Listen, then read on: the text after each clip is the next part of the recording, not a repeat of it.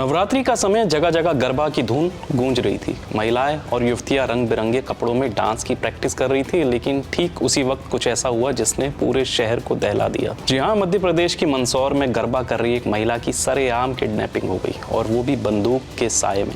सोचिए, डांस के बीच अचानक कुछ लोग आते हैं, हाथ में कट्टा थामे और सबके सामने एक महिला को जबरन खींच कर ले जाते हैं।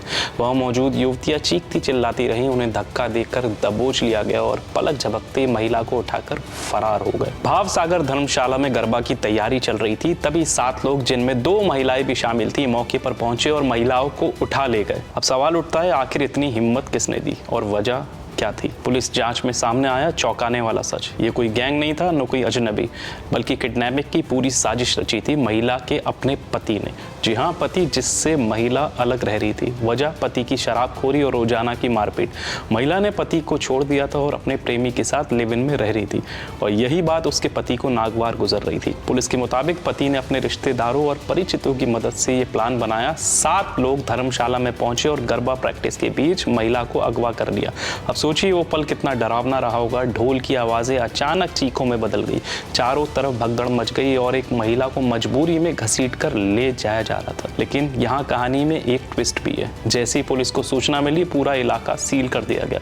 घंटों की मशक्कत के बाद पुलिस ने महिला को सुरक्षित छुड़ा लिया गया और 7 आरोपी अब पुलिस की गिरफ्त में है। लेकिन सवाल यहीं खत्म नहीं होते। क्या एक पति को अपनी पत्नी की जिंदगी छीनने का हक है, और सिर्फ इसलिए कि उसके खिलाफ उसने खड़े होने की हिम्मत दिखाई?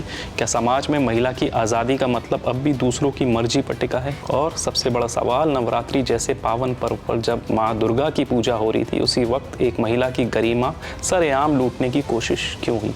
मंदसौर की ये घटना हमें झकझोर देती है और याद दिलाती है कि अपराधी कोई भी हो सकता है। कभी कभी वो हमारे अपने घर के भीतर से ही निकलता है। फिलहाल पुलिस आरोपियों से पूछताछ कर रही है और पूरे मामले की पर्दे खोलने में जुटी है, लेकिन दर्दनाक घटना ने समाज में कई गहरे सवाल खड़े कर दिए हैं।